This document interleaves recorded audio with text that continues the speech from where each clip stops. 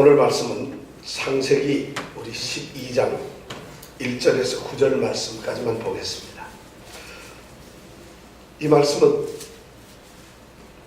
너무 유명한 말이라서 나 이 말씀 한 번도 들어본 적이 없어요. 이런 분은 한 번도 안 계실 줄 압니다. 그리고 이 말씀은 너무 많은 설교를 들었고 우리가 하기 때문에 잘 아시는 말씀인데 그래도 난 오늘 처음 봅니다 하시는 분도 있어요. 딱 세 분이 계시네요. 이번에 딱 보니까 그 세 분들은 지금 마음을 정말 여시고 이 말씀을 진지하게 받아들이시기 바랍니다. 자, 1절부터 9절까지 우리가 이 말씀을 함께 읽도록 하겠습니다. 다 같이 읽습니다. 여호와께서 아브라함에게 이르시되 너는 너의 본토 친척 아비 집을 떠나 내가 내게 지시한 땅으로 가라. 내가 너로 큰 민족을 이루고 내게 복을 주어 내 이름을 창대케 하리니 너는 복의 근원이 될지라. 너를 축복하는 자에게는 내가 복을 내리고 너를 저주하는 자에게는 내가 저주하리니 땅의 모든 족속이 너를 인하여 복을 얻을 것이니라 하신지라. 이에 아브라함이 여호와의 말씀을 쫓아갔고 롯도 그와 함께 갔으며 아브라함이 하란을 떠날 때에 그 나이 75세였더라. 아브라함이 그 아내 사레와 조카 롯과 하란에서 모은 모든 소유와 얻은 사람들을 이끌고 가나안 땅으로 가려고 떠나서 마침내 가나안 땅에 들어갔더라. 아브라함이 그 땅을 통과하여 세겜 땅 모래 상수리 나무에 이르니 그때 가나안 사람이 그 땅에 거하였더라. 여호와께서 아브라함에게 나타나 가라사대 내가 이 땅을 내 자손에게 주리라 하신지라.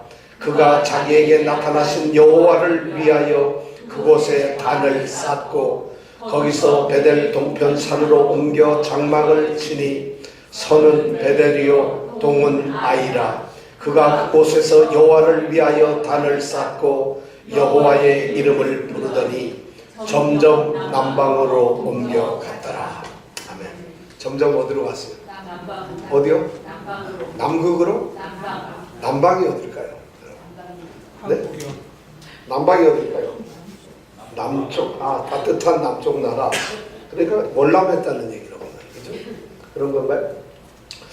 오늘서부터 우리가 공부하는 말씀은, 성경 말씀은 아브라함이라고 하는 사람에 대해서 창세기 한 25장 정도까지는 우리가 아브라함에 대해서 공부하게 됩니다.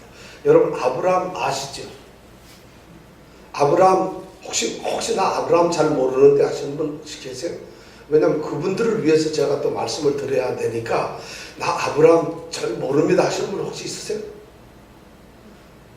아니 솔직하게 얘기를 해도 됩니다. 이것은 부끄러운 게 아니라 모르는 게 무슨 죄입니까? 사실은 그죠? 자, 아브라함에 대해서 우리가 아는 것처럼 하지만 사실 잘 몰라요. 왜냐하면은 안다고 하시는 분도 아브라함에 대해서 물으면은 창세기 자그마치 이게 10장이 넘게 아브라함에 대해서 기록을 하고 있는데 아브라함에 대해서 이야기하라 그러면 2분도 못하고 나서 할 얘기가 없어져요. 그건 모른다는 거랑 똑같아요. 사실은 10장 이상이 쓰여진 아브라함에 대한 이야기를 우리가 그렇게 모른다는 것은 성경에 대해서 잘 모른다는 얘기죠. 그러니까 아브라함에 대해서 모르셔도 사실은 괜찮습니다. 그러나 우리가 오늘부터 아브라함에 대해서 이제 말씀을 같이 생각하는데 그런데도 모른다 이렇게 되면 곤란합니다.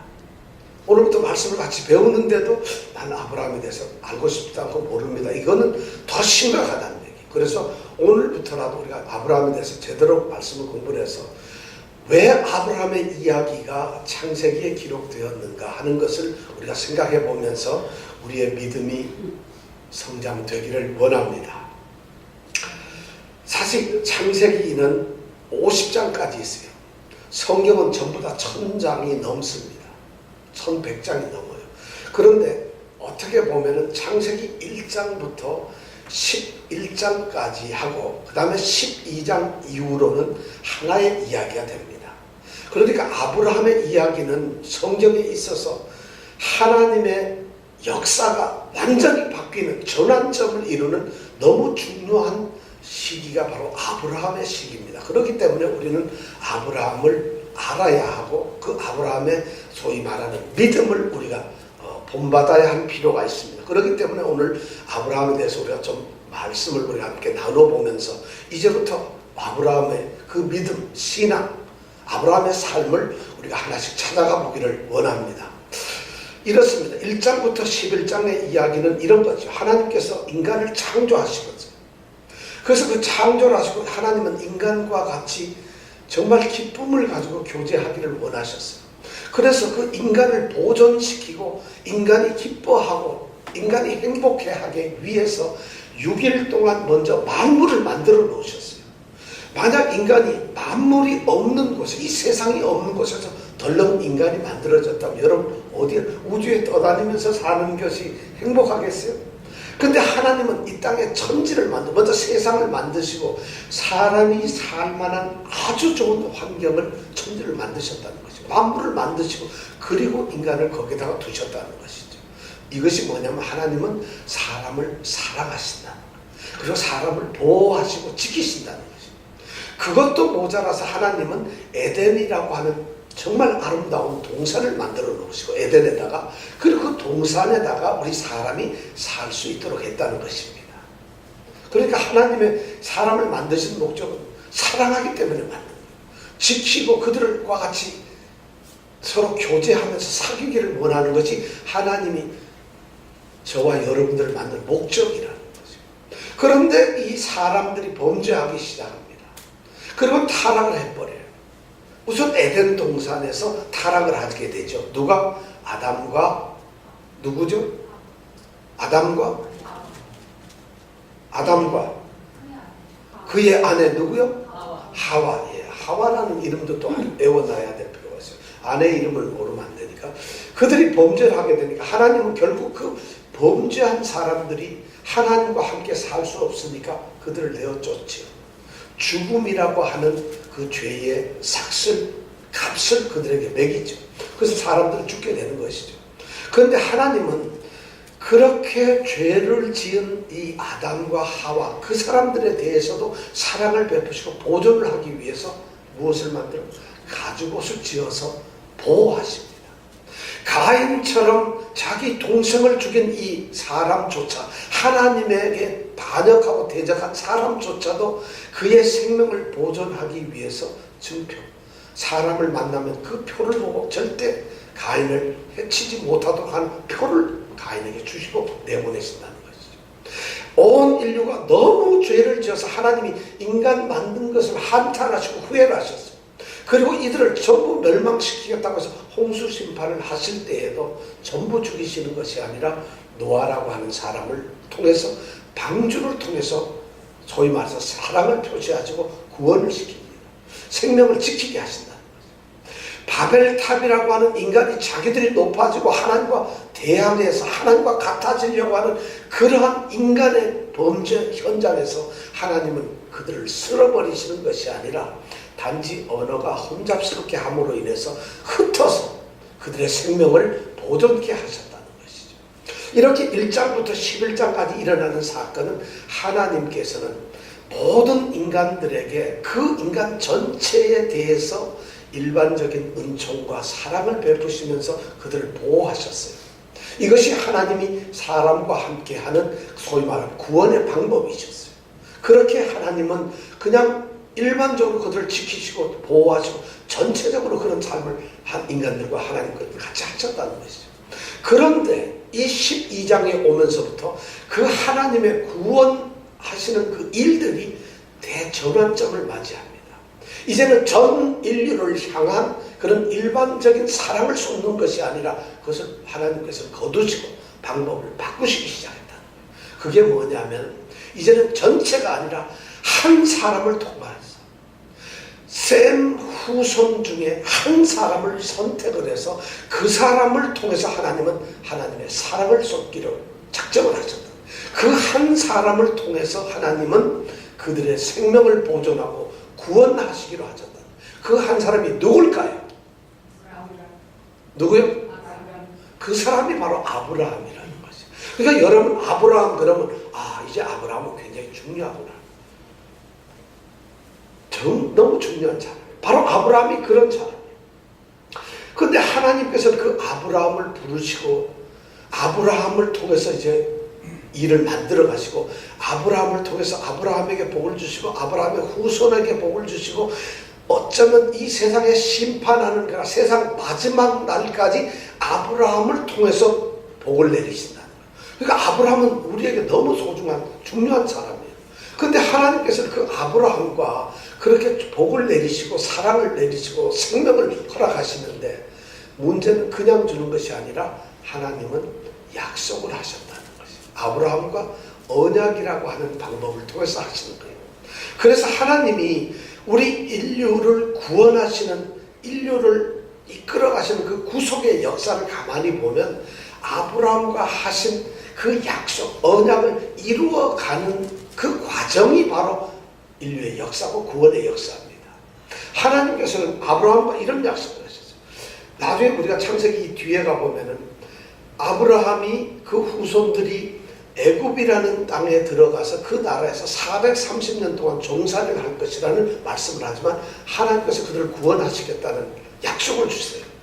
그런데 실제로 모세를 통해서 한참 뒤에, 지금서부터 모세는 아브라함보다 한 600년 정도 뒤의 사람인데 그 사람을 통해서 출애굽을 하는 그런 역사를 합니다. 그리고 하나님은 오늘 약속하신 이 가나안 땅을 아브라함의 자손들에게 주시겠다고 약속을 하셨는데 출애굽을 하고 나서 그 자손들이 가서 사는 약속의 땅이 어디냐면 바로 이 가나안 땅이에요. 그 가나안 땅을 정복하는 걸 하나님은 도와주세요. 그리고 하나님은 영원한 민족 나라를 세우시겠다고 약속을 하셨는데 그것이 바로 다윗 왕국이 세워지는 것이에요. 그리고 하나님께서는 이 사람들을 통해서 영원한 나라를 세우시고 구원의 계획을 세우시겠다 했는데 그것이 바로 아브라함의 씨 중에 하나인 예수 그리스도께서 구원의 길을 하신다. 그러니까 어떻게 보면은 그러고 나서는 하나님께서 민족을 창대케 하신다 했는데 그 민족이 창대되는 것이 뭐냐? 오늘날 교회예요. 믿는 사람들의 나라를 만드시는 거예요. 그리고 하나님께서는 다시 에덴을 회복하고 너희들이 복의 근원이 되고 복을 얻을 것이라고 하는데 바로 그것이 뭐냐? 우리가 나중에 심판 뒤에 일어날 영원한 하나님의 나라라는 것이죠.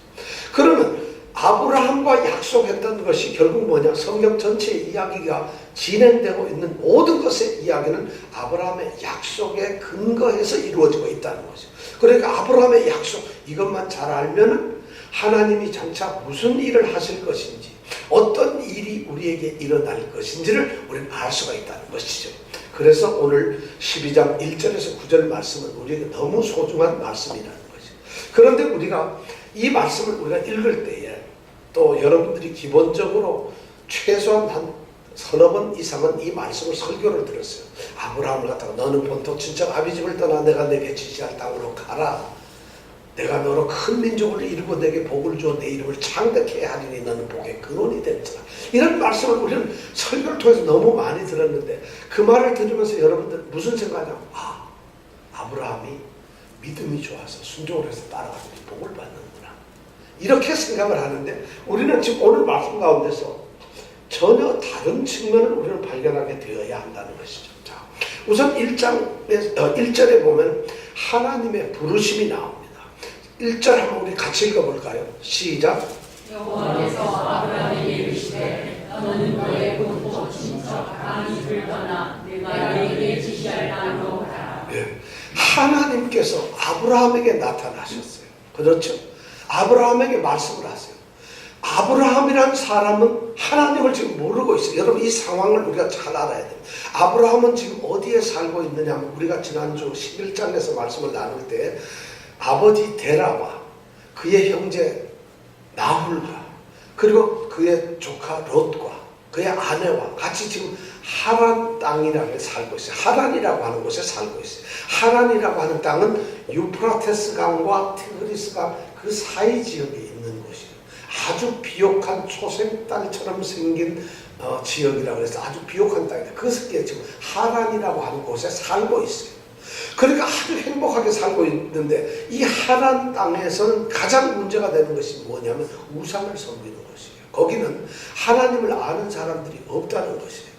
그들이 이 하란 땅에서 가장 핵심적인 신이 뭐냐면 이 달을 신을 섬기는 거예요. 달. 그 달신의 이름이 뭔지 알아요? 신이에요. 신. 인미.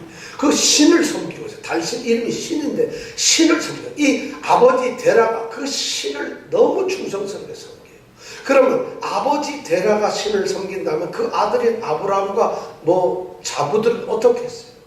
그 당시의 문화는 가부장적으로도 굉장히 가부장적인 사회이기 때문에 이스라엘 민족에게 있어, 유대 민족에게 있어서 아버지가 하면 그 가족들은 무조건 그 신을 섬기는 거예요. 그럼 아브라함은 지금 뭐 하는 사람이겠어요?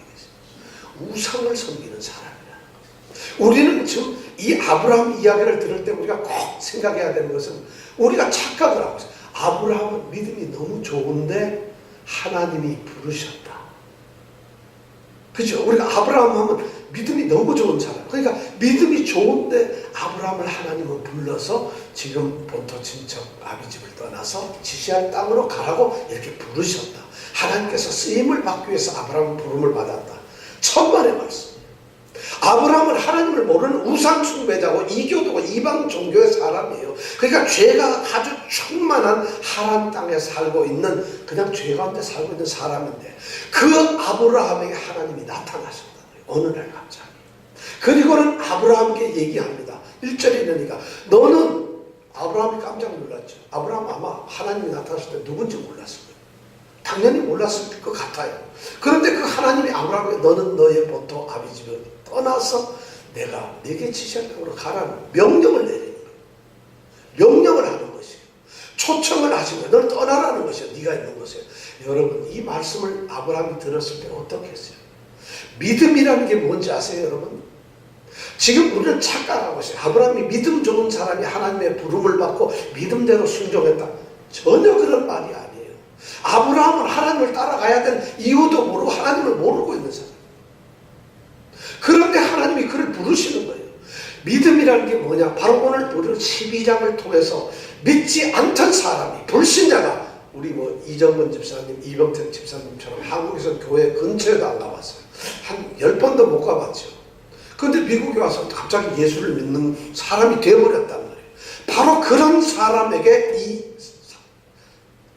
창세기 12장이 들려주고 있어요. 그러니까 이 말씀은 목사님이나 무슨 장로님처럼 신앙이 좋고 권사님 같은 그런 사람에게 들려지는 말씀이 아니라 이 12장은 바로 믿음이 뭔가를 우리에게 이야기해 주고 있어요. 구원을 받는 것이 도대체 뭔가.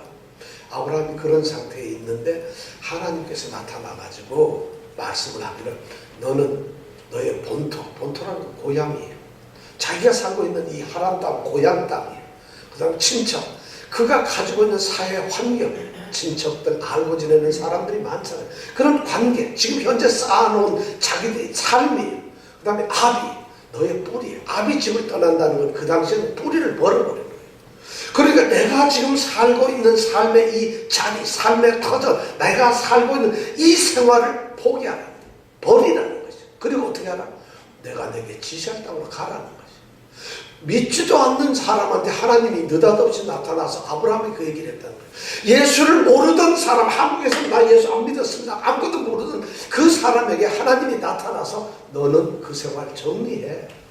다 뒤돌아볼 거 없어. 다 포기하고 너는 나를 따라와서 이제부터는 너의 삶이 나와 함께 하는 것이라는 이런 초청을 지금 아브라함에게 하고 있는 거예요. 믿음이 뭘까요? 하나님께서 이제 우리에게 믿음이 뭔가를 말씀하고 계세요. 믿음이라는 건요, 그냥 세상에 할 거 다 하고 자기 삶을 즐기면서 교회에 왔다 갔다 하는 게 믿음이 아니라는 것이에요. 지금 하나님은 그 얘기를 하고 있어요. 아브라함에게 지금 명령하신 걸 너 다 포기해라. 뒤도 돌아보지 말고 네가 지금 있는 그 상태에서는 다 버려라. 그 얘기는 너는 지금처럼 사는 그런 삶이 너의 삶이 아니라 이제는 내가 너를 옮겨서 다른 삶을 살게 하겠다. 너의 인생관과 가치관과 너의 삶의 방법과 생각하는 방법, 네가 살아가는 앞으로 모든 것이 옛날 건 아니라. 그건 너는 인간적으로 살았고 세상적으로 살았는데 너의 본토 친척 아비집을 떠나라는 얘기를 그런 거 다 버리라는 거예요. 그리고 어떻게 살아? 지시할 땅으로 가라는 거죠. 이것이 믿음이라는 거예요. 여러분 믿음 생활 지금 하고 있나요? 바로 여러분들 예수 믿는다는 건 예수 생명교회 그냥 다닌다는 게 아닙니다. 지금 하나님 이 창세기 12장에서 아브라함을 통해서 우리에게 들려주시는 것은 바로 그 구원이라는 게 뭔가 그것을 우리에게 들려주고 있다는 것이에요. 바로 아브라함이라는 사람이 어떻게 구원을 받았는가를 우리에게 말씀해 주고 있다는 것이에요. 아브라함에게 네 삶을 다 포기하고 그것도 버려놓고 던져라. 그리고 떠나라는 것이. 어디로? 내가 너에게 지시할 땅으로 가라. 여기서 지시할 땅이라 그러니까 여러분 무슨 하나님이 어떤 땅을 지시하는 게 아니라 여기서 정확한 의미는 뭐냐면 앞으로 너에게 보여줄 땅이라는 말이에요. 그럼 지금 아브라함은 그 땅이 어딘지를 몰라요. 본 적이 없어요. 근데 앞으로 보여준다는 것이에요. 아니 하나님이 지금처럼 사진이라도 찍어가지고 와서 쫙 보여주면서 바로 이 땅이다. 여기 강이 흐르지. 여기 나무들이 우거져 있지. 여기 풀들이 많지. 바로 이 땅이 하고 보여주는 거면 좋겠는데 내가 내게 지시 앞으로 너에게 보여줄 땅이라. 그럼 아브라함은 보지도 못해요. 그런데 어느 날 하나님이 느닷없이 나타나셔가지고 다 포기하라. 그리고 앞으로 내가 보여줄 땅이 있는데 바로 그 땅으로 가라. 이것이 믿음이에요. 믿음이라고 하는 것은 우리의 삶을 다 던져놓고 하나님이 약속하신 하나님 중심의 어떤 하나님이 원하시는 땅으로 들어가는 것이에요. 거기 가서 사는 것이에요. 이런 믿음이 완전히 변하죠. 완전히 달라지는 것이죠. 근데 오늘날 이것이 믿음이 안 되기 때문에 우리는 믿음이라는 것은 그냥 내가 살고 있는 데서 옷 하나 더 입듯이 믿음이라는 종교라는 걸 하나 더 걸친 걸로 착각을 한다는 거예요. 내가 믿음이라고 하는 삶을 갖다가 잘못 생각해요. 믿음은 죄송합니다만 한국의 삶을 버리세요. 옛날의 삶을 버리라는 거예요. 그것이 여러분들이 옛날에는 예를 들어서 악착같이 살아서 남을 싸우고 죽이고 다투고 이렇게 해서 밟고 올라가서 내가 승리를 하고 이겨야 된다는 이런 가치관을 가졌다면 그게 아니라는 거예요. 믿음이라는 것은 너의 모든 것이 달라졌다. 이제 너는 새로운 사람이 됐다는 거예요. 그래서 옛날 그걸 다 버려야 된다는 거죠. 그럼 우리는 뭐예요? 그래서 신약에 가면 고린도후서에서 보면 뭐라고 그래요? 우리가 새로운 피조물이라는 거예요. 이제 새로 태어난 사람이라는 거예요. 여러분 그렇게 생각하고 있습니까? 여러분 믿음이 그거예요. 아브라함의 위대한 점이 바로 그거라는 거예요. 왜 아브라함이 믿음의 조상이 되었느냐? 지금 하나님께서 모든 사람들이 죄악 속에서 다 살고 있어요. 이 창세기 11장까지에 보면은 하나님을 섬기고 사랑하는 이런 사람들이 한 명도 안 나타나요. 장마치 290여 년 동안은 하나님이 침묵하고 있어요. 왜냐하면 하나님이 사랑할 사람이 없어요. 바벨탑 사건 이후 모든 사람을 하나님께 칭찬 듣는 사람이 하나도 없어요. 차라리 홍수 사건 때는 노아가 당대의 의인이고 하나님의 말씀에 순종해서 정말 의로운 사람이고 하나님과 동행하는 사람이었기 때문에 하나님은 그를 찾아가서 말씀을 할 수 있었지만, 그리고 노아는 하나님을 알아볼 수가 있었고 하나님을 느낄 수 있었지만은 아브라함의 시대는 그런 게 없어요. 침묵했던 거예요. 거의 300여 년 가까이 하나님은 인간사에서 아무것도 안 하셨어요. 11장에 보면. 그리고는 12장에 느닷없이 아브라함에게 나타나서 너는 떠나라는 것이. 다시 말해서 너는 이제부터 믿음의 사람, 내 사람이 되라는 것이에요. 너는 이제부터는 기독교인이 되라는 것이에요. 그런 얘기 아니겠어요? 그죠? 여러분 어디 창세기에서 여러분 믿음 좋은 아브라함을 불렀다는 얘기가 어디 있습니까? 없습니다. 그런데 그 아브라함이 지금 믿음으로 순종을 했다는 것이, 이것이 놀랍다는 것이에요.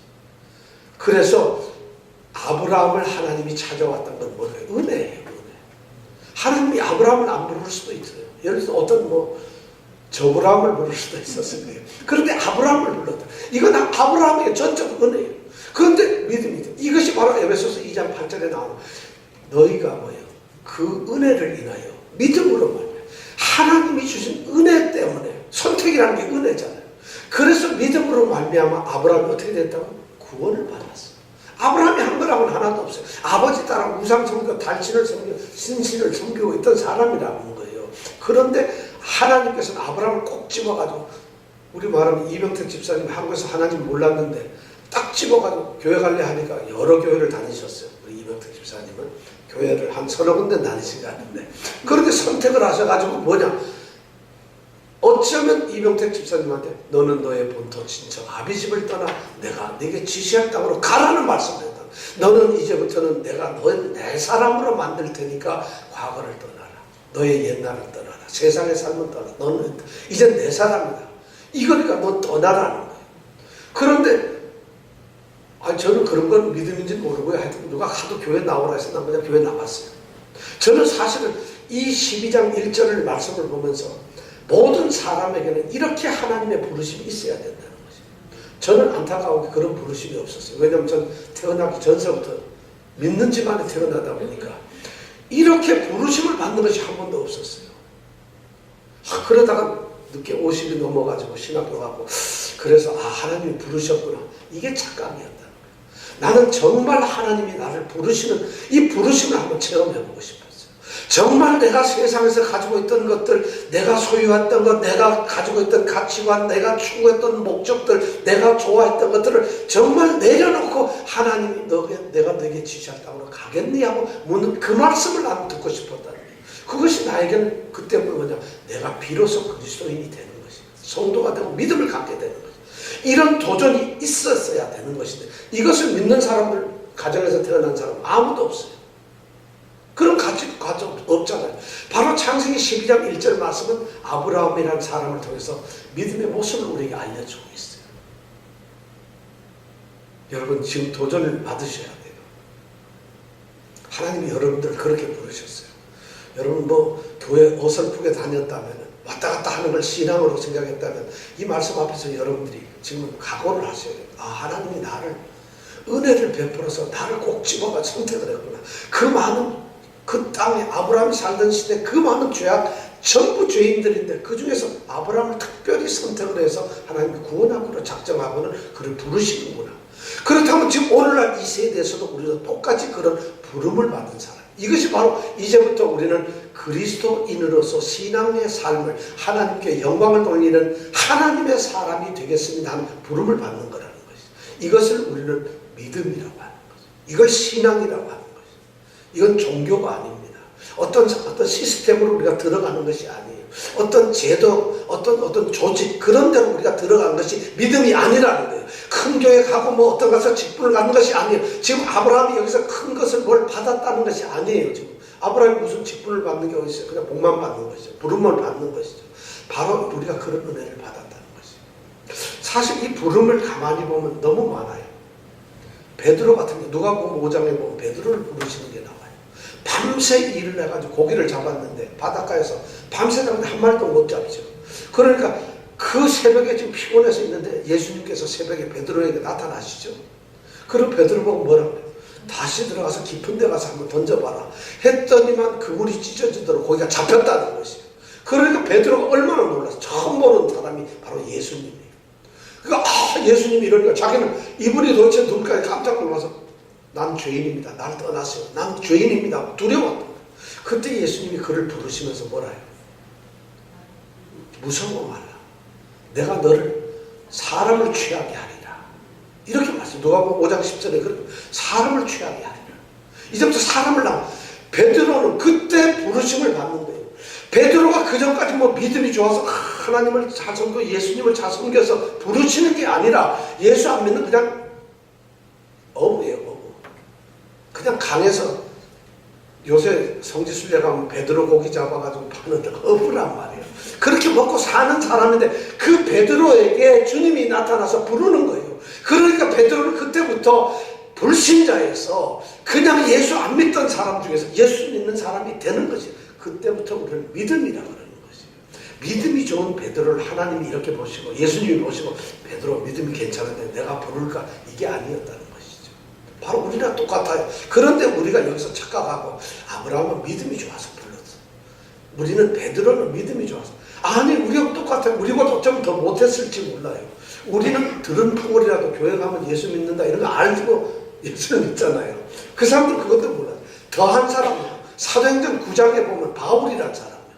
이 사람은 예수 믿는 사람 잡아 죽이는 앞잡이에요. 그런 사람을 예수님이 만나시고 부르시잖아요. 그리고 뭐라고 해요? 이 사람은 내 이름을 이방인과 인간들과 이스라엘 자손 앞에 전하기 위해서 내가 택한 나의 그릇이라고 그에게 선언을 하잖아요. 그러니까 이 바울은 왜? 예수를 안 믿던 사람, 예수를 오히려 믿는 우리 같은 사람 잡아 죽여요. 바울한테 걸리면 죽습니다, 여러분. 그런데 그 바울이 부름을 받는 거예요. 바울이 믿음이 좋아서 부름을 받는 게 아니라 오히려 더 죄인이고 더 악하고 더 대적하는 사람입니다. 그를 하나님이 부르셨다는 거예요, 예수님이. 그러니까 부르고 난 다음에 있었던 게 뭘까요? 믿음이에요. 그러니까 바울이 에베소서 편지를 쓰면서 그렇게 고백을 하는 거예요. 너희가 그 은혜를 인하여 믿음으로 구원을 얻었다. 바울은 그 은혜를 아는 거예요. 자기가 어떻게 부름을 받을 수 있을까? 내가 어떻게 구원받는 존재가 될 수 있을까? 이것을 내가 느꼈다. 근데 그런 은혜를 받고 구원을 얻었다. 그때부터 우리가 믿음이 생긴다는 거예요. 그럼 여러분 앞으로 믿음 생활을 어떻게 하시겠어요? 어떻게 하시겠어요? 여러분 과거가 단절했습니까? 그래도 과거가 어떻게 단절해요? 이건 이거고 교회는 교회고 그러니까 이대로 살면서 그래도 해야지. 아브라함이 만약 그럴 수 있잖아요. 하나님, 난 당신 누군지 잠깐 모르겠는데 한번 따져봅시다. 내가 지금 누굽니까? 내가 지금 하나님 땅에서 그래도 좀 먹고 살만하고 재산도 있고 내가 지금 이렇게 잘 살고 있어요. 근데 뭐 새 땅을 가라고 어딘지도 모르는데 가서 거기서 뭐 민족 창대 이름을 유명하게 해줘. 웃기는 소리 마세요. 여기서 지금 잘 먹고 삽니다. 이렇게 안 되겠어요. 우리 오늘 믿는 사람들한테 바로 안 믿는 사람한테 돈 많은 사람 좀 잘 사는 사람한테 예수 믿으세요 하면 뭐라 그러겠어요? 니나 잘 믿어라. 안 그러겠냐고요. 아브라함의 위대한 점이 바로 뭐냐면 그렇게 선택을 받았을 때 떠났다는 것이에요. 그가 떠났다는 것이에요. 그 말씀대로 따라갔다는 것이에요. 그게 믿음이 좋아서 그래요. 저는 모르겠어요. 그 믿음조차도 하나님이 주신 거죠. 은혜고 하는 거죠.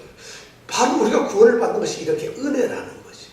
여러분들 은혜스러운 존재입니다. 옆에 사람 한번 보세요. 야, 내가 보기엔 도저히 은혜 받을 사람 아닌데 이 사람이 은혜를 받은 거예요. 그러니까 우리가 생각하는 은혜하고 우리는 사람이 보면 뭐 좀 똑똑하고 사람이 신실하고 이래야지 좀 은혜 주는 걸로 생각하는데 하나님은 그게 아니에요. 하나님이 택하신 거. 그러니까 하나님 은혜가 놀랍다는 거예요. 여러분 옆에 사람보다 내가 못난 것을 더 기뻐하셔야 됩니다. 그런 나를 하나님이 구해주셨으니까 잘났는데 구원받으면 이 사람보다 좀 손해보는 것 같잖아. 왠지 모르게 그죠? 아예 형편없는데 불러야지 기쁘지 않겠어요? 바로 우리가 그런 존재라는 것이 창세기 12장 1절 말씀은 오늘날 그걸 우리에게 던져주고 있어요. 우리가 근데 이 12장을 너무 잘못하고 무슨 뭐 직분 받을 때 이 얘기를 하고 하나님이 뭐 어떻게 했다 뭐 이제 아닙니다. 이건 엄청난 거예요. 그런데 하나님은 그렇게 우리를 부르시는데 가만히 보면은 말이죠. 바로 내가 내게 지시한 그 땅으로 가라고 얘기하고 있어요. 아예 보여주지도 않고 앞으로 보여줄 땅이라는 거예요. 그럼 복이라도 해야지 갈 텐데 보여주질 않았어요. 그런데 하나님은 앞으로 너에게 보여줄 그 땅으로 가라는 거죠. 여기서 정관사를 써요. 그 땅으로 가라. 이 말은 뭐냐면 하나님께서는 이미 그 땅을 준비하고 계시는 거예요. 그냥 땅을 하나님도 막연하게 너 가라는 것이 아니에요. 이미 그 땅이라고 하나님이 그 땅을 조사하셨고 보셨고 그 땅을 관찰하셨고 그 땅을 이미 예비 다 해서 살 수 있도록 모든 것을 갖춰놓고 그 땅을 주신다는 거예요. 그걸 앞으로 보여주시겠다는 거예요. 그럼 아브라함 입장에서는 이거 떠난다는 것이 보통이 아니겠죠. 그죠? 그러면서 아브라함은 그런 초청을 받습니다. 명령을 받습니다. 이것이 바로 우리를 사랑하시는 하나님의 방법이었다는 거예요. 그런데 2절에 보면 하나님이 이제 축복을 내리세요. 그냥 그렇게만 불러주면 좋겠는데 하나님이 2절에 보니까 이렇게 예수를 믿게 하고 이제 이방 종교를 우상덩어리인 그를 불러서 나를 하나님을 믿는 사람으로 만들고 하나님을 믿으면 너에게 주어지는 축복이 무엇인가를 12장 2절 3절에서 이야기를 하고 있어요. 그 축복이 2절에 보면 4가지가 나옵니다. 자, 함께 읽어볼까요? 시작. 내가 민족을 이루고 내게 복을 주어 내 이름을 창대케 하리니 너는 복의 근원이 되리라. 예, 내가 너로 뭘 이루어요? 자, 큰 민족을 이루어요. 아브라함을 어떻게 한다? 아브라함을 뭘 어떻게 해준다? 지금 4가지 복인데 첫 번째가 뭐죠? 내가 너로 큰 민족을 이루어 했다는 거예요. 아브라함은 지금 하나님 땅에서 잘 살고 있는데 딴 데로 가면 보여주지도 앞으로 보여줄 땅 거기에 가면 너를 큰 민족으로 만들겠다. 우리는 11장 마지막에서 그런 일을 11장 30절인가요? 20몇 절인가? 30절에 보면 사례는 아직도 잉태하지 못해서 애가 없어요. 누가? 아브라함의 아내인 사례는 애가 아직도 없어요. 그런데 하나님은 아브라함에게 뭘 약속하세요? 너로 큰 민족을 준다는 거예요. 나 애도 없어요. 어디 양자 얻었나요? 앞으로 양자 수십 명을 얻네? 말이 안 되는 거잖아요. 근데 하나님의 첫 번째 약속이 큰 민족을 이룬다는 거예요. 실제로 이스라엘 민족은 아브라함을 통해서 엄청난 민족이 됩니다. 이거는 아브라함에게 주시는 첫 번째 축복인데 이 민족이란 이스라엘 민족을 의미하는 것도 있지만 성경에 보면 하나님을 믿는 하나님 나라의 백성들이에요. 아브라함을 통해서 믿음을 가진 사람들, 예수를 믿는 사람들이 이룰 하나님의 나라, 그 백성을 말하는, 교회를 말하는 것이죠. 큰 민족을 이루겠다는 것이 하나님의 첫 번째 약속. 두 번째는 뭘까요? 자, 너에게 복을 주겠다. 복을 주신다는 것이에요. 여러분 복을 무슨 복을 줄 것 같아요? 복이라는 게 뭘까요? 여러분 복이 뭐예요? 여러분 복 받고 싶은데 복이 뭐예요? 복주머니만 받으면 복일까요? 아 여러분 복 주세요 하는데 무슨 여러분 복이 뭐예요? 복을 알아야 될 거 아니에요. 우리 이정은 집사님 복 받고 싶은데 복이 뭐죠? 복이 뭔지를 알면서 복을 달라니까 빌어야지. 복을 달라는 거죠. 성경에서 복은 뭘까요, 여러분? 하나님을 아는 것. 야, 이거 너무 믿음이 있는 사람이 대답하는 거야. 하여 아브라함에게 복을 준다니까 하나님 아는 걸 준다. 이건 조금 그렇네, 그죠? 구약 성경에서 이 복이라는 개념, 우리가 말하는 복이라는 개념은 이거예요. 복이라는 것을 가장 잘 알 수 있는 게 시편 1편 3절에 나오는 말씀이에요. 시편 1장은 뭐예요? 복 있는 사람이 어떤 사람인가 쭉 얘기하잖아요. 복 있는 사람은 악인의 길을 쫓지 아니하며 죄인의 길에 서지 아니하며 오만한 자의 자리에 앉지 않고 오직 여호와의 율법을 즐거워하여 그 율법을 죄하러 묵상하는 자. 여기 1절 2절 말씀. 근데 3절에 보면 복 있는 사람의 모습이에요. 저는 복 있는 사람은 어떤 사람? 저는 시냇가에 심은 나무. 시냇가에 심은 나무. 여러분 잘 생각해요. 복 있는 사람이 어떤가? 시냇가에 심은 나무가 시절을 조차 과실을 맺으며 때가 되면은 그냥 과일이 막 열리는 거예요. 사과. 내가 사과나무였다면 사과가 막 열려요. 내가 뽕나무였다면 뽕이 막 열려요. 그러니까 시절을 떠나 과실을 맺으며 그 다음에 뭐예요? 그 잎사귀가 마르지 않아요.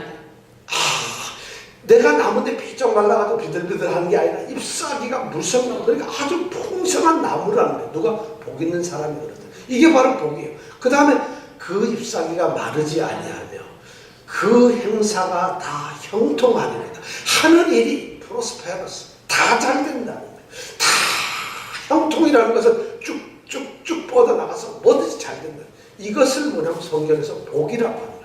여러분 복 주세요 하면 뭘까요, 여러분? 그러니까 복을 구할 때 돈 주세요. 그게 복이 아니라는 것이에요. 그건 돈을 달라는 것이지. 바로 복을 준다는 것은 내가 시냇가에 심은 나무가 되는 거라구나. 계절만 되면 때마다 내게는 과실이 충분하게 있겠구나. 그리고 나의 잎사귀는 영원히 푸르러가지고 나는 정말 참 아름다운 그런 모습이에요. 그 다음에 그 행사 하는 일이 마다가 전부 다 형통하다. 이것이 복이라는 거예요. 바로 뭐냐면 아브라함에게 그 복을 주시겠다.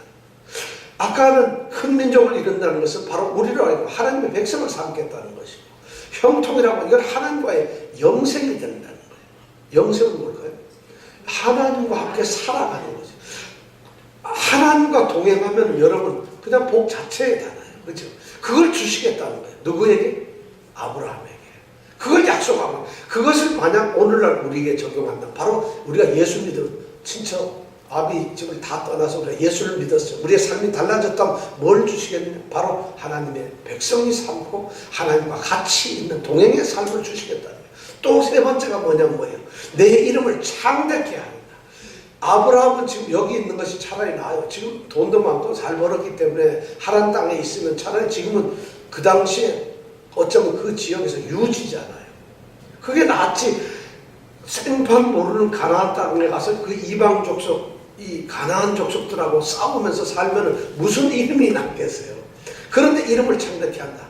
아브라함을 높여주겠다는 거죠. 그럼 오늘날 우리에게 이름을 높인다는 거예요. 우리가 하나님의 아들이라 일컬음을 하는 거예요. 우리가 성도라고 하는, 그리스도인이라고 하는 하나님 나라의 시민이고 백성이고 이제는 성도들과 동일한 권속, 하나님 나라의 권속이라는 이런 이름을 우리에게 주신다는 것이에요. 이것이 뭐냐면 예수를 믿는 사람들에게 주는 축복이에요. 그리고 네 번째 뭐냐면 너는 복의 근원이 될지라. 복의 근원지가 된다. 이 말은 뭐냐면 바로 네가 복이다. 네가 복이다.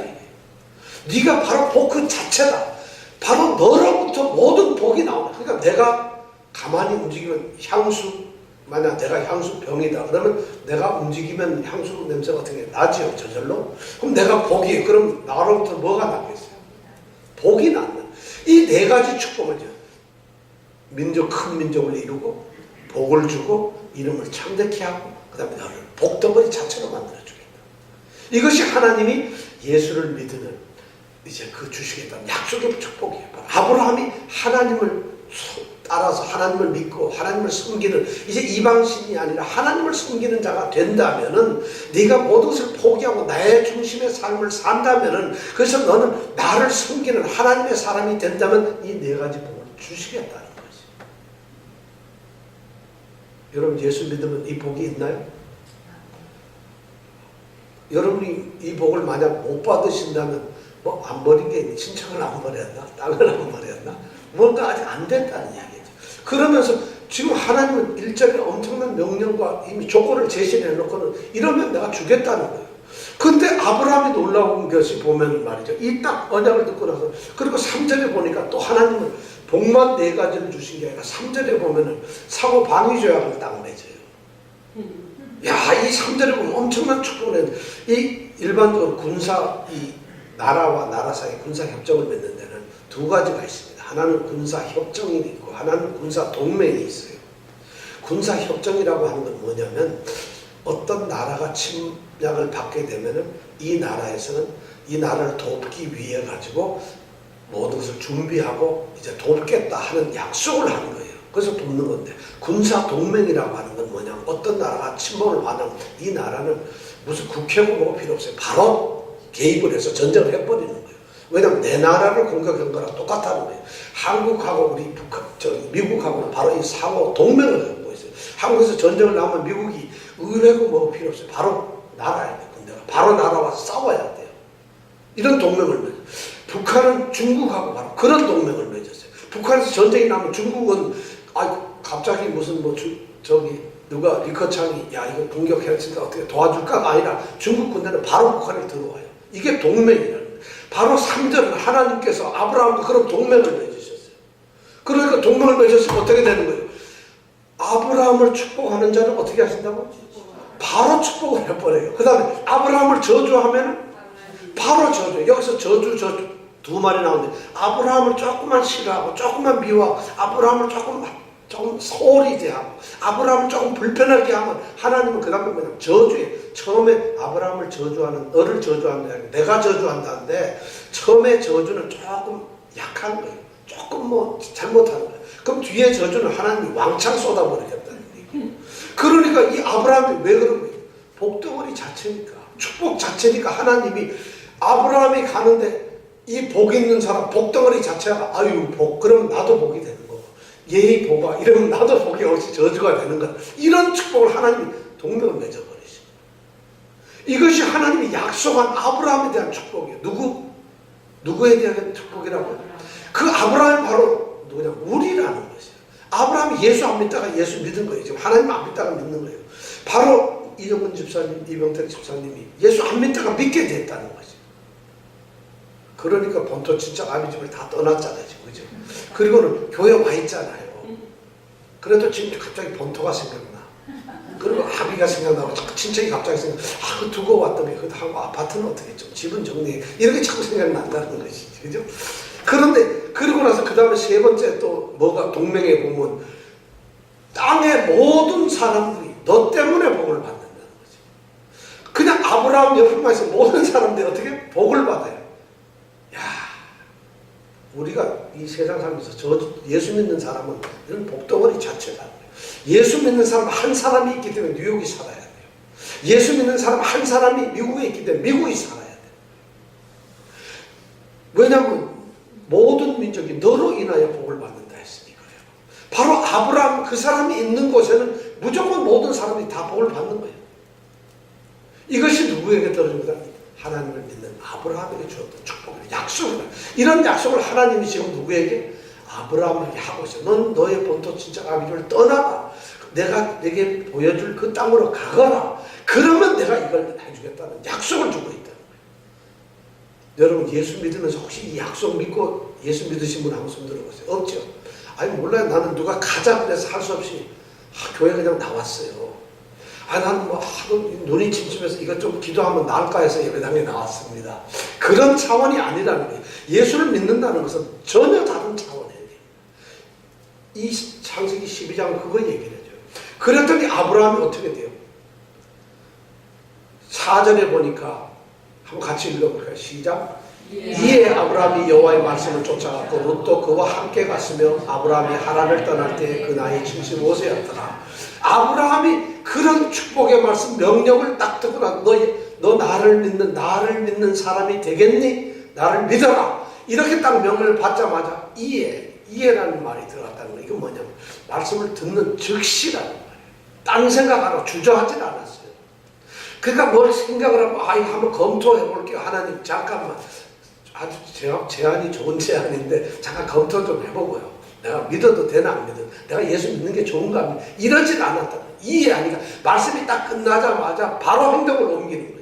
이렇기 때문에 바로 4절서부터 우리는 비로소 아브라함이 믿음이 좋구나 하는 거예요. 은혜를 받고서 선택을 받게 되고 그런 하나님의 구원의 은혜를 받게 되니까 드디어 그 은혜가 감격스러워서 믿음이 나오는 것이에요. 이해, 바로 반응. 여러분 그러니까 믿음이라는 건요, 뭐 억지로 끌려가서 검소하고 예수 믿는 게 좋은 거라고 안에 차차고 이런 게 아니에요. 바로 이해 믿음이 우리에게 있어야 합니다. 우리 믿는 것은 바로 그거예요. 여러분 예수 믿는 건 형편 따라 그래 가는 것이 아니라는 것이죠. 이해. 그 다음에 두 번째 아브라함의 믿음에 보면 이해. 아브라함이 여호와의 말씀을 따라 쫓아간다. 두 번째 중요한 건 여호와의 말씀을 따라 쫓아간다.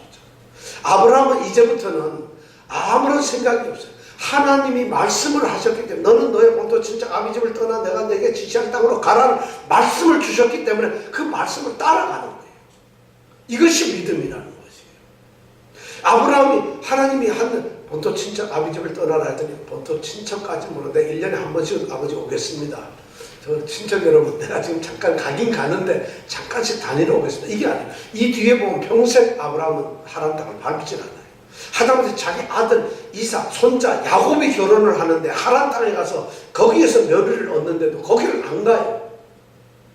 아브라함은. 어쩌면 이 말씀을 문자적으로 철저히 지켰다는 얘기예요. 이게 뭐냐? 우리에게 상징하는 것은 우리가 한 번 딱 떠나는 것은 믿음의 삶이라 과거를 돌아보냐. 과거를 묻지 마세요가 아니라 과거를 돌아보지 않는 것이. 이것이 믿음이에요.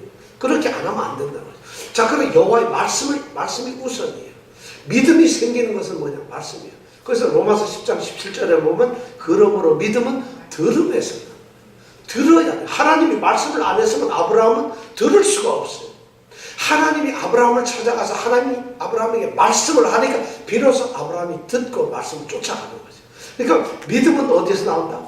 믿음은 들음에서 나온다. 근데 들음이 뭐냐? 들음은 곧 그리스도의 말씀이니라. 이게 로마서 10장 17절 맞아. 그러니까 말씀을 하나님이 듣는데 그 말씀을 무슨 말씀을 들었느냐? 바로 우리가 믿음을 하는 것은 성경 예수의 말씀을 듣는 거예요. 이것이 바로 우리가 믿음이 생기는 것이에요. 바로 아브라함은 그렇게 해서 갔어요. 그런데 여기에 또 재미난 것이 있어요. 여기 보면 쫓아갔고 롯도 그와 함께 갔으며 로또가 같이 갔다가 아니라 롯도 글씨도 기분 좋네. 로또 같이 갔다. 안 웃는 사람이 3명 있어요. 지금 왜냐면 딴청을 부렸기 때문에 지금 무슨 말 하는지 몰라서 드디어 웃기 시작했습니다. 로또 그와 함께 갔다는 것이죠. 자, 여기서 함께 갔다는 이 말이에요. 여러분 여기서 중요한 것이에요. 아브라함이 따라가는 이 믿음에 하나님이 부르시는데 하나님이 아브라함 너 다 버리고 너만 나가라 이게 아니에요. 우리가 믿음 생활을 잘못 혹시 오해해가지고 우리가 세상을 다 버려야 돼. 그러면 무슨 절에 출가하듯이 그래야 믿음 생활을 하는 거는 교회가 오늘날 왜냐면 하도 우리나라는 거의 1000년 이상을 불교 국가로 살았기 때문에 출가하는 승려만 생각해가지고 믿음을 갖는다 그러면 왠지 모르게 집안 다 땡겨치고 그냥 헐렁하죠. 맨몸 옷한벌 다 입고 그리고 뭔가 하나님을 쫓아가야 되는 걸로 착각을 하고 있어요. 그게 뭐냐면 너무 세속적인 물질적인 사고를 가지고 있다는 것이에요. 그것이 하나님을 쫓는 게 아니에요. 하나님을 쫓는 건 본토 친척 아비라고 하는 그 환경, 그 삶의 모든 것을 버리는 것이지 그거가 소유하고 여기 보면 롯이라고 인간관계를 그냥 가져가요. 아내도 데리고 가요. 또 5절에 보면 뭐라고 되죠? 아브라함이 그 아내 사레와 조카 롯과 하란에서 모은 모든 소유와 얻은 사람들을 이끌고 갔다는 것이에요. 그러니까 하나님을 믿는 거 하나님을 따른다는 건 재산 다 팽개친다는 것이 아니라는 거예요. 그러니까 하나님 믿음을 우리는 착각을 하나님 믿음 그때부터 알거지가 되는 거구나. 그게 아니라는 거예요. 여기에 보면 그건 참 중요한 말씀이에요. 하란 땅에서 거부가 돼서 모아놓은 게 있어요. 종들도 생겨 있고 양도 가축이 막 수천 마리가 되는 거예요. 그럼 하나님 그거 다 버리라고 버리겠어요? 하나님이 그렇게 어리석은, 하나님은 그 재산에 있고 없어 그거 버렸기 때문에 믿음이 좋다가 아니에요.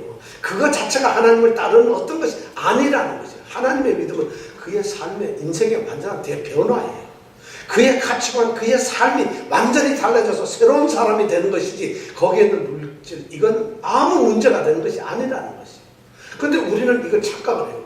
교회마다 뭐 신실한 종들 그러면 주여 내가 도성 다 버리고 따른 나이다.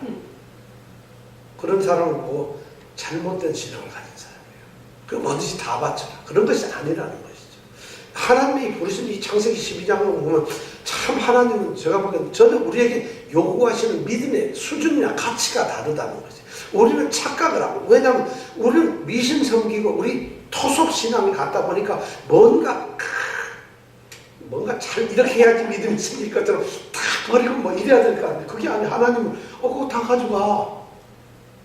지금 뭐냐면 너는 그 땅에서 떠나. 아버지도 이제 떠나는 거야. 진짜 넌 그 환경, 너의 관계들, 그리고 네가 영원히 살던 고향 땅들, 그리고 쉽게 너의 지금 이 삶을 가지고 있던 토대, 삶의 그 근거, 삶의 뿌리, 이런 것을 다 버리고 그리고 넌 떠나. 앞으로 너의 삶의 터전은 그게 아니라 하나님 중심이라는 거예요. 이것이 새 땅이라는 거죠. 이렇게 옮기라는 거예요. 그러니까 사람이 달라지는 것이지 재산을 버리라 이런 것이 아니라는 걸 여러분 여기서 아는데 그렇게 떠나요. 자, 근데 이 아브라함 보니까 4절 5절 보니까 이에 순종을 해서 떠나버렸어요. 야, 아브라함 믿음 진짜 끝내주는 거예요. 우리가 바로 그런 존재들입니까? 여러분, 우리가 바로 그런 존재라는 거예요. 우리가 하나님 믿기로 작정을 하니까 이명택 집사님 오늘 일하고 피곤해 죽겠는데도 교회 오잖아요. 바로 이런 거예요. 근데 우리가 믿음이라는 게 이런 거죠. 근데 아브라함이 여기 보면 5절에 보니까 뭐라고 되냐면 제일 끝에 보면 사람들을 이끌고 가나안 땅으로 가려고 떠나서 그 다음에 같이 읽어볼까요? 시작. 마침내 가나안 땅에 들어갔다. 마침내 가나안 땅에 들어갔다. 드디어 가나안 땅에 들어갔다. 짜자자잔 이제 가나안 땅에 들어갔다는 것이. 이 말은 가나안 땅에 들어간 것이 쉽지 않았다는 얘기예요. 마침내 들어갔다는 얘기는 그러니까 믿음의 과정하고 결단을 내리고 우리가 예수를 믿는다는 것이 여러분 예수 믿으면 갑자기 축복이 떨어지고 막 예수 믿으면 되게 좋아지고 막 뭐든 쉬워지는 것처럼 착각하지 말아요. 믿는 것은 그게 아니에요. 아브라함의 얘기잖아요. 이 순종, 예수를 믿고 하나님을 따르겠다는 그 믿음과 순종을 갖기 위해서는 아브라함에게는 엄청난 방해물들이 있었어요. 근데 그것을 다 이겨내고 갔다는 거예요. 그러니까 예수 믿는 것은 바로 이 방해물을 없애는. 첫 번째 볼까요? 어떤 장애물이 있었을까요? 자, 1절에 보면 본토 친척 아비집을 떠나는 것이. 포기라는 것이 이거 쉽지 않아요. 아까 말씀드렸죠. 하란 땅에서 지금 얼마나 살았는지 몰라요. 거기에서 얼마나 부를 모았잖아요. 지금 많은 걸 모았고 안전한 삶을 살고 있고 친척들과 얼마나 재미나게 살아요. 그런데 그것을 포기하고 하나님을 따라야 돼요. 내가 지금 살고 있는 이 삶의 터전을 버리고 새로운 삶으로 옮겨간다. 이거 예수를 믿는 것이 새로운 생명 피조물이 된다. 쉽지 않아요. 새로운 삶을 산다. 그런데 우리가 그게 안 되잖아요. 근데 아브라함이 하는 것이 뭐냐면 그 순종의 장애물인 그걸 버렸다는 얘기예요. 그럼 여러분들 믿음을 통해서 여러분 뭘 버리십니까? 하나님이 지금 이걸 버리라고 하는데 여러분 뭘 버리셨어요? 진짜 여러분 옛날 같이 다 버리셨어요. 옛날 좋아했던 거, 옛날 여러분들이 뭔가 꿈꿨던 이런 것들이 지금은 아무것도 아닌 걸로 달라졌느냐는 것이죠. 보면은 본토치, 그 다음에 뭐예요? 보여줄 땅, 내게 지시한 땅. 아직 보지도 못했어요. 이 따른다는 믿음을 가지고 순종을 한다는 것이 지금 현재 보면 아브라함 입장에서 보면 불확실한 거예요. 본 것이 아니에요. 만져본 것도 아니고 자기가 경험해 본 것도 아니고 찾아가서 바로 이 땅이다 하고 확실하게 준 게 아니라 앞으로 보여줄 땅으로 가라는 거예요. 그럼 여러분 따라가겠어요? 아니 누가 야 내도 금덩어리 줄겠는데 금덩어리 보이도 않는데 금덩어리가 어떻게 생겼는지도 모르는데 가야 돼요. 이 아브라함 가나안 땅이라고 하면 근처에 가보지도 못했어요. 여러분 착각하지 마세요. 오늘날이 아니에요. 신문 보고 이거 이디오피아가 이런 나라라구나. 팔레스타인은 여기로구나. 우리는 다 알아요. 아브라함 시대는 아브라함 한 발짝만 떠나도 아무것도 모르는 거예요. 정보가 없어요. 그런데 보여줄 땅이라는데 아무것도 모르는데 그것도 하나님이 나타나서 가라 그러면 어떻게 가겠나? 이거 믿음의 장애물이에요. 순종이에요. 그런데 그는 보여줄 땅으로 갔다. 히브리서 11장 8절에 뭐라고 되어 있어요? 바로 아브라함의 믿음에 대해서 믿음으로 아브라함은 뭐라고 해요? 아브라함 부르심을 받았을 때에 순종하여 장래 기업으로 얻을 땅으로 나아갈세 갈 바를 알지 못하고 따라간다. 자, 장래 땅을 기업이라는 건 장래 주실 땅에 대해서 근데 갈 바 어디로 가야 될지도 모르고 그 장래 땅이 동인지 서인지 북인지도 몰라요 지금은. 그런데 따라가는 것, 이것이 바로 믿음이라는 거, 순종이라는 것이에요. 근데 오늘날은 우리가 말씀을 통해서 다 알잖아요. 믿음을 써서 우리가 들은 우리에게 주어진 축복이 뭔지를 아는데 바로 이 아브라함은 갈 곳을 모르고 히브리서 11장 8절에 그 얘기를 그렇게 기록하고 있어요. 또 그 다음에 보면 장애물이 또 있어요. 4절에 보면 하란을 떠날 때 그 나이가 75세 젊은 나이인가요? 애도 없고 결혼한 지 꽤 된 것 같은데 애가 없어요. 근데 75세. 자, 75세면 여러분 이민 올라 그러면 한 몇 살쯤 와야 돼? 75세 때 이민 오자면 올 사람 있겠어요? 그거는 며느리가 딸이 그만 아버지 여기 요양원에 와 계세요. 그러니까 오는 거지. 이민 오는 사람 75세 때 야 새로운 일을 위해서 내가 가야 돼. 이런 사람이 있는 거죠. 지금 아브라함은 75세 도저히 떠날 수 있는 환경이 아니라는 거예요. 나이 핑계 대지 마세요. 여러 시간 핑계 대지 마세요. 예수 믿는 건 그런 핑계가 우리를 장애물로 올 수 있어요. 근데 이 아브라함은 75세라는 그 나이가 아무것도 아니에요. 왜냐하면 하나님을 따르는 것에는 나이는 그냥 숫자일 뿐이잖아요. 그 하나님을 따르는 것은 시간이 그게 중요한 게 아니에요. 아, 내가 이 나이에 예수 믿어서 뭐하나. 아니, 내가 죽을 때 되면 믿죠. 이런 마음이 있을 수가 없다. 75세였다는 거예요. 자, 그 다음에 여러분 가나안 땅으로 지금 여기 보면 가나안을 향하여 가서 마침내 가나안에 들어갔다는 거예요. 여러분 가나안 땅 지금 우리는 그냥 아브라함이 지금 하란 땅이 어디고 가나안 땅이 어딘지 여러분 지도를 모르니까 생각이 안 나잖아요. 하란 땅에서 가나안까지 가려면 이 길이가 480km 정도 됩니다. 거의 500km 돼요.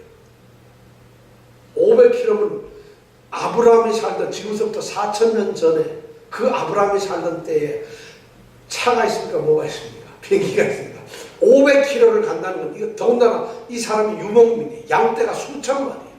그걸 끌고 500km를 간다고 생각을 해보세요. 가나안 땅을 가는 거예요. 근데 가나안 땅 아는 길도 아니에요. 지금 유프라테스 강을 건너야 됩니다. 이 강은 어떻게 건널까요? 그 다음에 어디를 건너야 될까요? 그 다음에는 우리가 잘 아는 바그다드, 저 니느웨를 아마 지나야 돼요. 그 다음에 조금 더 지나면 다메섹을 거쳐야 돼요. 그 다음에 다메섹에서부터 밑으로 쭉 내려오다 보면 여기가 거의 광야예요, 광야. 그 양을 치는 유목민이 광야를 지나야 돼요. 이거 하루 이틀에 가는 일이 아니에요. 가나안 땅까지 가려면. 그 광야를 지나가지고 또 쭉 내려와요. 그러다 보면 드디어 만나는 것이 왕의 도로라는 큰 길을, 신장로를 만나요. 이거 뭐냐? 애굽이나 이 헬라나 이런 사람들이 전쟁을 할 때 또는 군사용으로 쓰는 도로가 왕의 도로라는 도로가 있어요. 이 팔레스타인 그 당시 아브라함 시대는 관통을 하는 도로가 3개가 있어요. 제일 이쪽 가에는 지중해 옆으로 다 해안도로가 있어요. 이 해안도로는 애굽 사람들이 주로 이용하는데 애굽이 저 바벨론 침공하고 이럴 때 가는 도로예요. 해안도로. 블레셋 사람들이 가는 도로예요. 이게 해안 바다가 있고 그 다음에 제일 오른쪽 동쪽 요단강을 딱 건너서 가지고 요단강에서 올라가서 언덕 쫙 꼭대기 위에 보면 큰 길, 이게 왕의 도로예요.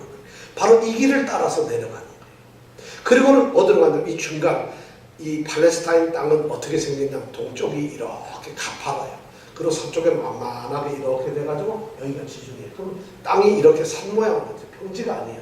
그럼 이 산 꼭대기 길이 쭉 있어요. 이걸 족장의 도로라 하는데 아브라함, 이삭, 야곱 이 사람들이 다녔던 이 길이 바로 이 산길이에요.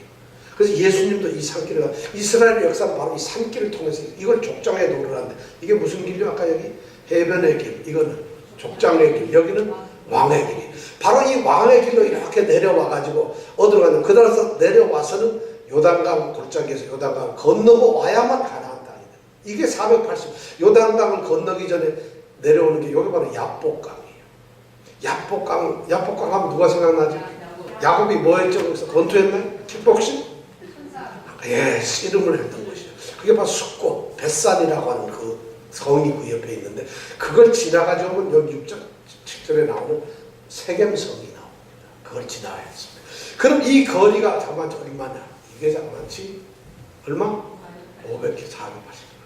그걸 가야 되는데 이 가나안 땅 미시의 땅, 여러분 이런 순종을 해서 간다는 것이 쉬운 것이 아니에요. 오늘처럼 이민 가는 거 비행기 타고 12시간, 13시간만 타면 우리는 뉴욕에 옵니다. 한국에서. 이런 차원이 아니라는 거예요.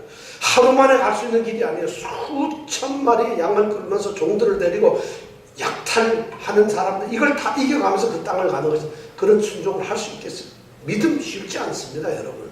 믿음에 방해가 있어요. 그것뿐만인가, 그 다음에 보면은 6절에 보면 뭐라고 되어 있냐면, 아브라함이 그 땅을 통과하여 세겜 땅 모래 상수리남에 이르니 그때에 가나안 사람이 그 땅에 거했다.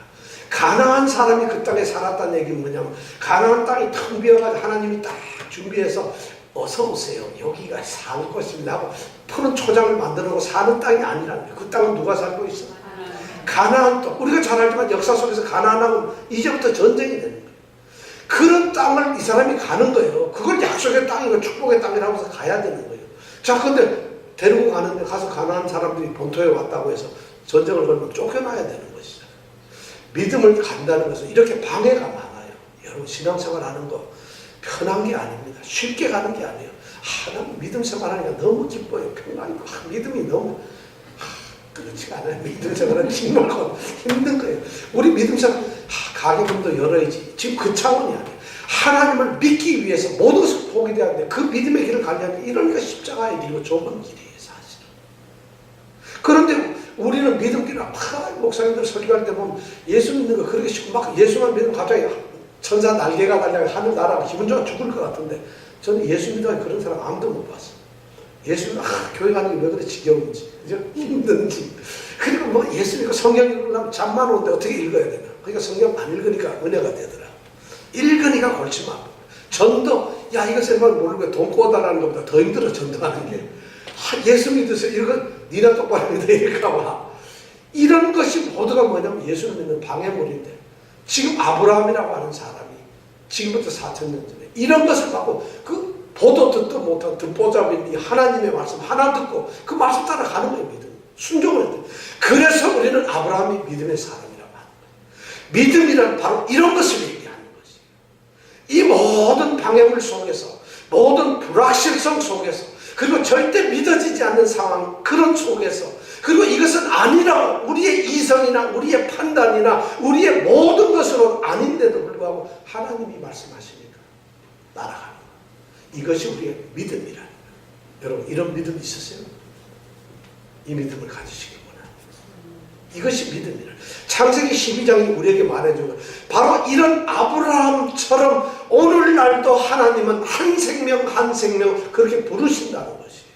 그렇게 불러가지고 그 사람에게 바로 믿음의 길을 가게 하신 거예요. 약속을 하시죠. 넌 이제 내가 너로 하여금 그리스도인이라는 이름을 주겠다. 명예를 주겠다. 그리고 내가 너에게 축복을 내면서 나와 동행하는 삶을 주겠다. 그리고 내가 너를 교회 공동체 하나님 나라의 백성으로 삼아 주겠다. 이런 약속을 주시는 거지. 그리고 다 떠나라는데, 저는 이런 신앙의 그 길을 가는 사람을 보기가 쉽지 않다는 것을 알아요. 오늘 우리는 신앙이 잘못되어 있어요. 신앙을 이 성경 말씀을 읽고도 엉뚱하게 믿음 좋은 사람이 그냥 하나님 불러가지고 충성했다 이런 차원으로 만들고 말이에요. 이건 그것이 아니에요. 완전 개종자예요. 예수 안 믿던 사람을 예수 믿게 하는 그런 역사가 지금 12장에서 일어나고 있는 것이죠. 이것이 바로 우리에게 뭐냐? 믿음이라. 이 믿음의 도전이 여러분 있으세요? 이제 믿음을 갖다, 근데 여러분 아직도 믿음을 쉽게 생각하세요. 이 믿음에는 약속이 따르잖아요. 이 믿음을 여러분이 갖기를 원합니다.